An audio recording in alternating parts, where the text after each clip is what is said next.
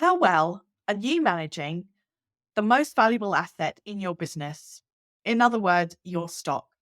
The chances are, if you are a product business owner, whether that is an e-commerce brand or an independent retailer, then the majority of your money, the majority of the value in your business is tied up, the financial value, I should say, is tied up in your stock. I would put really good money on that. And my question to you is, how well are you managing that asset? Last week, I was asking the question, do you have a cash flow problem or a stock management problem? And that's something that I'd like you to ask you again this week, based on what we've talked about in the last episode. What are your thoughts? Hi, I'm Catherine Erdley. I'm your host, as well as the founder of the Resilient Retail Club, which is my membership group and mastermind for product businesses. You're listening to episode number 193 of the Resilient Retail Game Plan podcast. If you missed last week's episode, number 192, then do go check it out, because I'm doing a mini series of 3 episodes all on the subject of my favorite topic, which is stock management.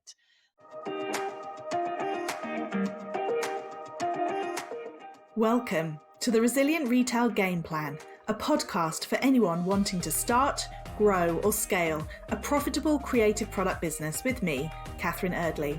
The Resilient Retail Game Plan is a podcast dedicated to one thing: breaking down the concepts and tools that I've gathered from 20 years in the retail industry and showing you how you can use them in your business. This is the real nuts and bolts of running a successful product business, broken down in an easy, accessible way. This is not a podcast about learning how to make your business look good. It's the tools and techniques that will make you and your business feel good. Confidently plan, launch and manage your products, and feel in control of your sales numbers and cash flow to help you build a resilient retail business.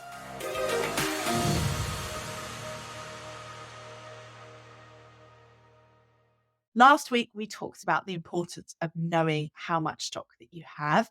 And this week, I want to share with you my second golden rule. But before we dive into the golden rules, I do just want to remind you that if you take a moment to rate and review the podcast or leave a 5-star review, however you can do it in wherever you're listening to your podcast, and it makes a huge difference to getting the podcast out to more people. And of course, if you like, follow, subscribe, word is for the platform you're using, then you'll be the first to know about every new episode that comes out each Thursday morning. So the golden rules of stock management, we're on to part 2. As I mentioned, last week's episode was all about knowing how much stock to have. So do go back and give that a listen if you missed it. But what I want to talk about today is my second golden rule of stock management, and that is being really clear about what's actually selling and being productive in your business versus what isn't selling and is sucking up all of your cash. So a stock plan, which is what we talked about last time, where you go through, you have a look at what you're going to be selling and what your ideal closing stock is at the end of the month, and use that to drive out a budget of how much money you've actually got to spend each month.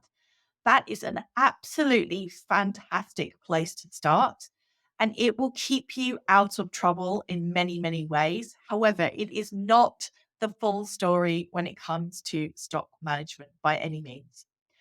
It has one major flaw.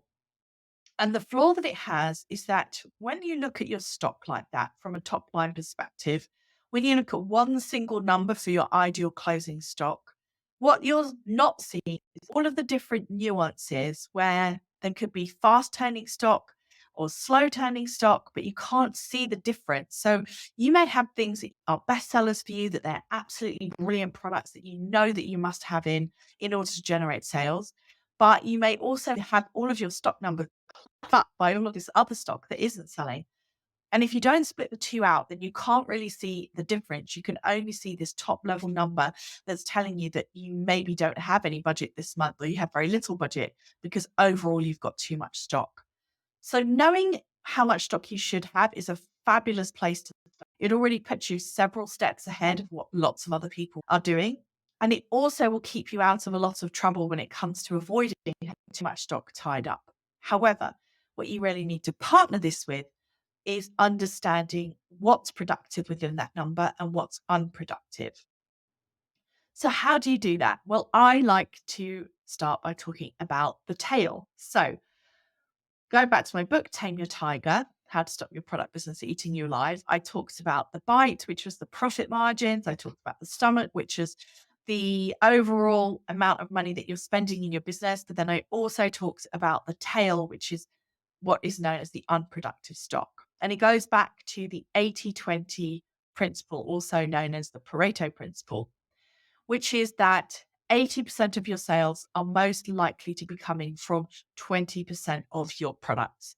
And I've run this analysis for lots and lots and lots of different retailers, and I can tell you it holds true for retailers big and small, that 80% of sales will be coming from, if not quite just 20% of the stock, it will be coming from somewhere between 20 to 35, maybe 40% of the stock is generating 80% of the sales. And that means that you've got your stars, your best sellers, the things that are really making a difference to you, but you've also got your tail.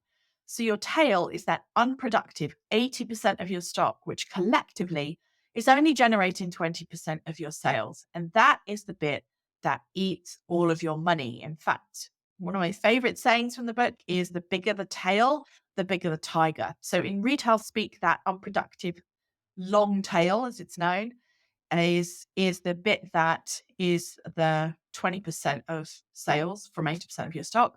And the bigger that tail, the more stock that there is in your tail, then the bigger your tiger. In other words, the more unmanageable your business feels. So if you feel like you've got a problem with cash flow, if you feel like your business doesn't have enough money in it, go and check how big of a tail you've got. Go and check how much money in retail value is sitting in that stock that isn't really producing much in the way of sales. So that is really, really key. When you've got that in combination with your budget, it starts making a big difference, because you not only have a really clear idea of the amount of money that you want to be spending, but you also have the idea of what it is within that that's actually making a difference, what it is that's you need to be focusing that money on, and what it is that you need to be pulling back from. The third point I want to make about this is that your best sellers and worst sellers tell you a huge amount. So, yes, run the analysis. You want to kind of really get a good grip on the products that are driving the sales and the products that are just eating up the cash. And as I said, the best place to start in order to free up cash in your business is to reduce the amount of stock that you're holding in that tail. That is my number one tip to improving your cash flow. But the other thing that I want you to do is not just run them numbers willy-nilly and have a look at it and just go, right, okay, now I understand what it is. Really delve into what those products are. There's some really useful questions to ask yourself and listed out in the book when it comes to looking at your best sellers and worst sellers. But they're basically things like, why do I think this is selling well? What is it about this product that the customer is really responding to? Do they like the price point? Do they like the color? Do they like the fabrication? Do they like the size of it? The ease of use? Is it really solving a specific problem to them?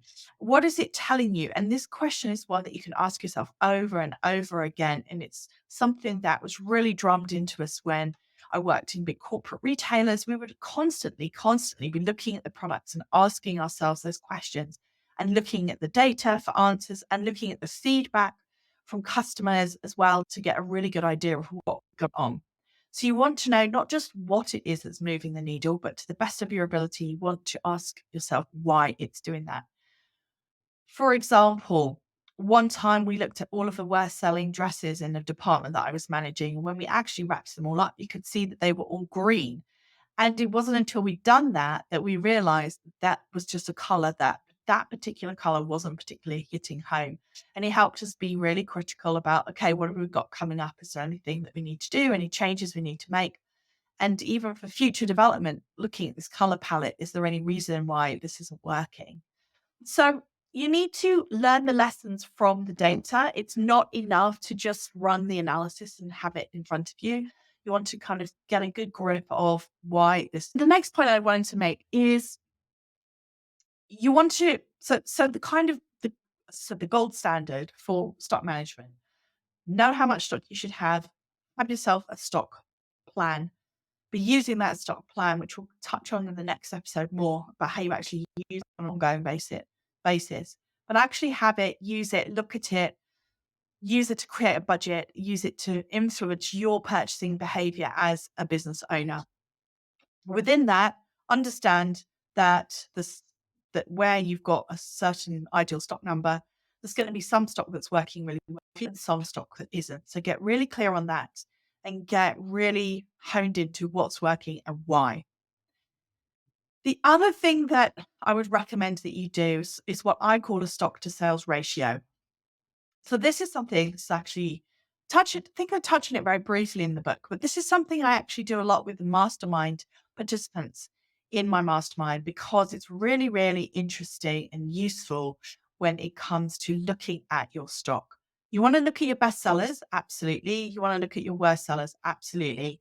But sometimes you need to zoom out from that even more. Now, some people will actually go ahead and create a stock plan by product type, which is fantastic. And it is really a really great place to get to if you possibly can. Basically, what it means is that each different product type that you have in your business, you can have a stock plan directly for that. So it's really helpful. For example, if you have seasonal goods, you could do yourself a Christmas decorations stock plan that tells you when you need to buy Christmas decorations and how much.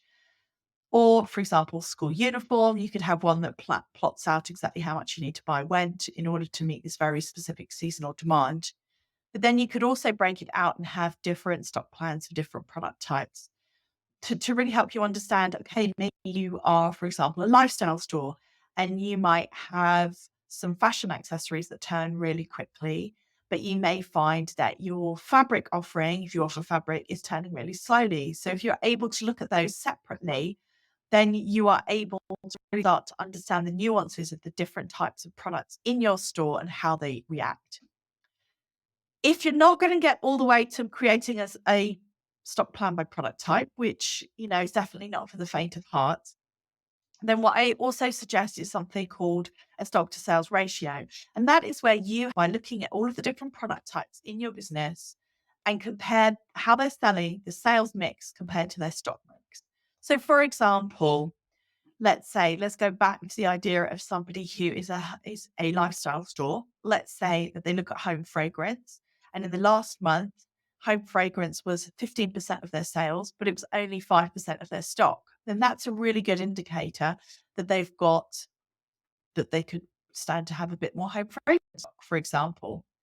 And this is a really great exercise coupled with your stock budget, because the two things together can mean that you can understand, number one, how much money you've got to spend on your stock, and number two, which particular product areas it needs to go into. And that in itself, if you can get those two things working together, then that is huge. That is not just one step ahead of what most people do, it's probably 5 to 10 steps ahead. So that's what I really want you to be thinking about. How much stock should I have?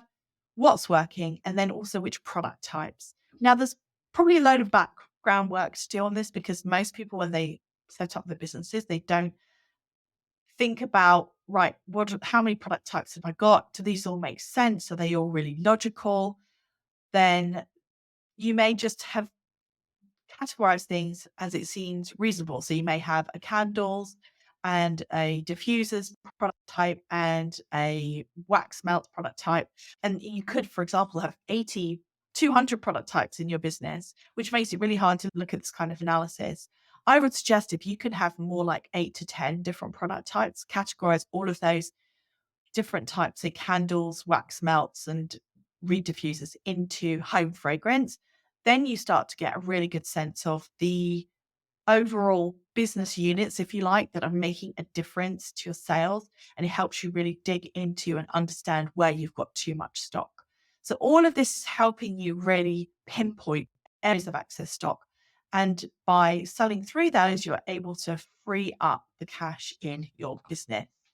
So that is my second golden rule of stock management. It is not only know how much stock you should have, but really understand in more depth about the stock that you do have and how it's performing. So a stock plan is a great start. It's not everything. You really do need to dig in and understand your tail. Don't forget that your best sellers and your worst sellers tell you a huge amount. And if you can, get yourself a stock to sales ratio. Stock plans and retailers, the retailers that I used to run stock plans for, they were hugely complex. And they were often printed out on A4 in tiny, tiny little numbers, and they were all done on a weekly basis. And there were so many different numbers that we were looking at constantly to balance all of these millions and millions of pounds worth of stock. You absolutely do not need anything like that to that degree. However, if you can get to the point where you know what your budget is for each month, and the product areas that you should be spending it on in order to have the biggest impact and have the biggest sales boost, because you're leaning into the product areas that are working and pulling back from the ones that aren't, then you are going to be far ahead of the vast majority of people. So there you go. That is my second rule. Understand not just how much stock you've got, but what kind of stock you've got and what needs to be tackled and what you need more of and what it's telling you fundamentally about what your customer wants to buy from you. If you want to know more on this topic, again, you can check out Tame Your Tiger, the book. You can also head over to the Resilient Retail Club and take a look at the Tame Your Tiger course in there. Got lots of detail about how to do your 80/20 analysis, including video explainers and templates. And finally, if this all sounds very interesting, but you know for a fact you will just not have the time to do it, then I do encourage you to go check out the link in the show notes to this podcast, and you will be added to the waiting list for my new service, which will be launching later this year, where I am going to be able to work with you to manage your stock better, find a service where you can really understand much more about your stock without having to do all of the number crunching yourself. So if that sounds good to you, then head over to the waitlist, add your name, and when it's ready to launch, you'll be the first to know about it, as well as there being a few perks for being on the waiting list. And that is the second rule of stock management. I'm going to be sharing my third rule with you next week, so stay tuned. Bye. If you're loving the idea of having a stock plan for your business, but you don't know where to get started, then I have got something that you're not going to want to miss. Take a look in the show notes for a link to my new service, which is launching later this year. You'll be the first to know about it, as well as get some bonuses for being on the waiting list. So go check it out. Go and check out the sign up link. Be the first to know about my new service, which is going to be helping you manage your stock without having to take important time out of your day or wrap your head around how to create things like a stock plan. So if that sounds like you, then go check it out. Until next week, see you then.